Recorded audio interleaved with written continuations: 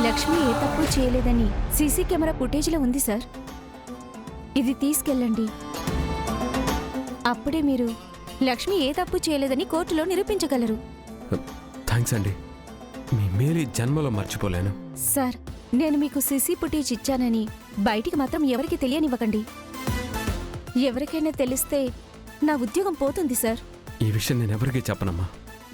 ఒకవేళ ఇంకేదైనా కారణాలతో మీ ఉద్యోగం పోయినా సరే, మీరు మీ పిల్లలు జీవితాంతం ఎలాంటి ఇబ్బంది లేకుండా చూసుకునే బాధ్యత నాదమ్మా. నేను ఇక బయలుదేరతానమ్మా. చాలా థ్యాంక్స్ అమ్మా. త్వరగా వెళ్ళండి సార్.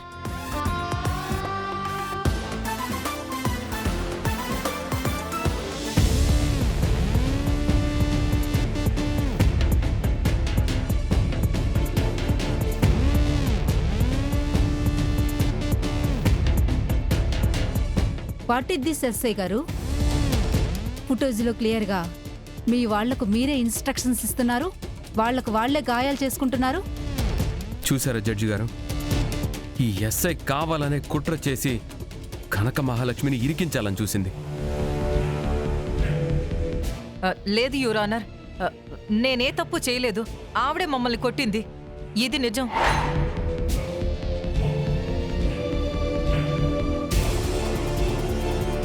లక్ష్మి మిమ్మల్ని కొడుతూ ఉంటే ఈ వీడియోలో తను ఏమీ చేయలేదన్నట్లు క్లియర్గా ఎందుకుంటుంది?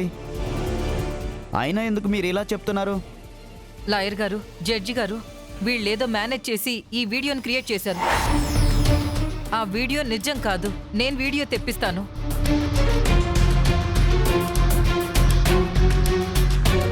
కానిస్టేబుల్, హెడ్ క్వార్టర్స్కి ఫోన్ చేసి ఆ లక్ష్మి మనల్ని కొట్టిన వీడియో ఉంది కదా, అది తెప్పించు. Okay madam.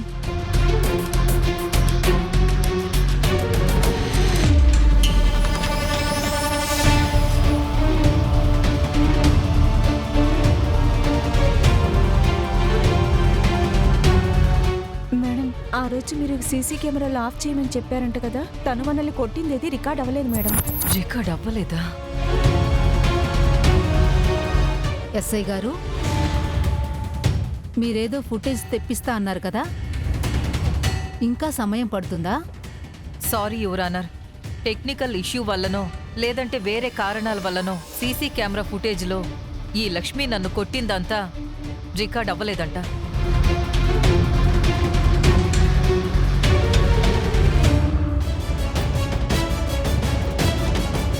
ఏమనుకుంటున్నారు ఎస్ఐ గారు? ఒక అమాయకురాలిని అన్యాయంగా కేసుల్లో ఇరికించిందే కాకుండా కోర్టు సమయాన్ని వృధా చేయాలని చూస్తున్నారా? క్షమించండి జడ్జి గారు. మీకు ఆ ఉద్యోగం, ఆ యూనిఫామ్ ఇచ్చింది ప్రజలను కాపాడడానికి కానీ ప్రజలను పీడించడానికి కాదు ఎస్ఐ.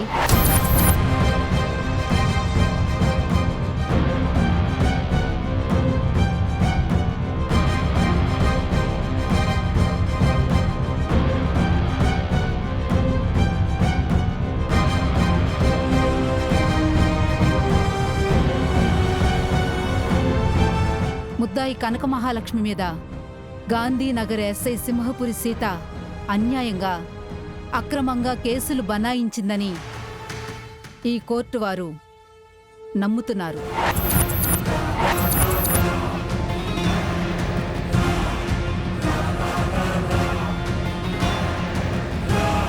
అందుకుగాను ఈ ఎస్ఐ సింహపురి సీత మీద సమగ్రమైన విచారణ చేయవలసిందిగా పోలీసు శాఖను కోరుతూ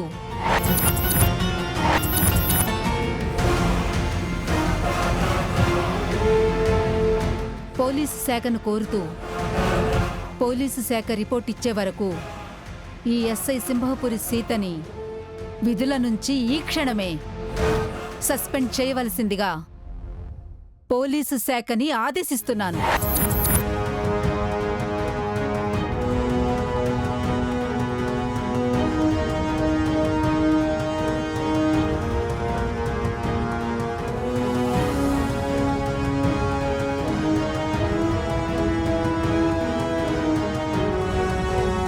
కనక మహాలక్ష్మి, మీ మీద సెక్షన్ 143 కేసుంది. మీరు చేసిన ఆ తప్పును ఒప్పుకొని కోర్టు వేసే జరిమానాని కట్టుకొని వెళ్ళిపోతానంటే తుది తీర్పుని ఇప్పుడే వెల్లడిస్తాను.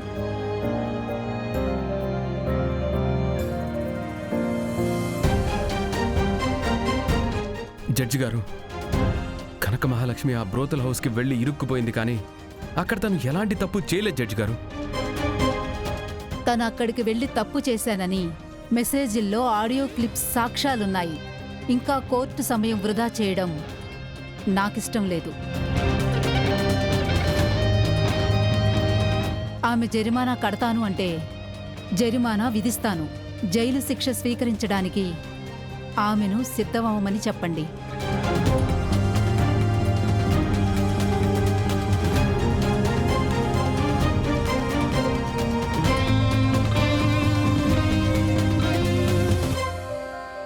జడ్జి గారు, ఒక్క క్షణం. అసలు ఏ తప్పు చేయని ఒక అమ్మాయి మీద వ్యభిచారం అనే కేసు వేస్తే అది ఆమె ఆ నిందని జీవితాంతం మోయాలి. సమాజంలో అందరూ తనను తప్పు చేసిన వ్యక్తిగానే చూస్తారు.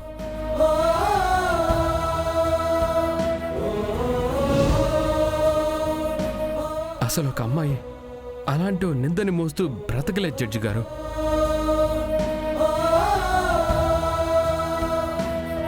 దయచేసి నాకు ఒకే ఒక్కరోజు టైం ఇవ్వండి. ఇదొక ఆడపిల్ల పరువుకి సంబంధించిన విషయం. మీకు చేతులెత్తి మొక్కుతున్నా జడ్జి గారు.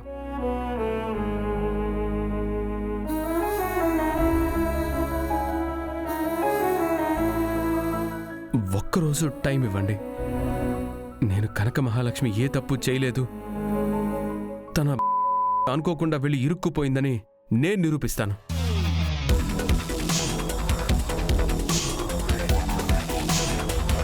దయచేసి గడువు ఇవ్వండి ప్లీజ్.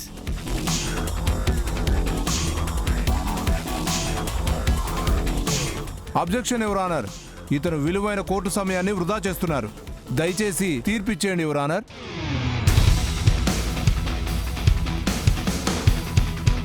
జడ్జి గారు ప్లీజ్ అండి, నాకొక్క అవకాశం ఇవ్వండి ప్లీజ్. సరే, ఇప్పుడు టైము 2 అయింది. మీకు 24 గంటల సమయం ఇస్తున్నాను. రేపటి వరకు ఈ కేసుని వాయిదా వేస్తున్నాను.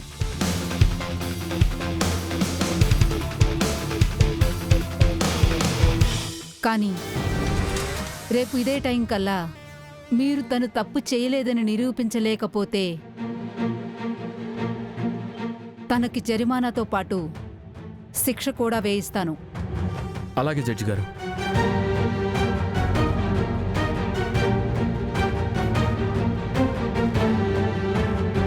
Now, the court is adjourned.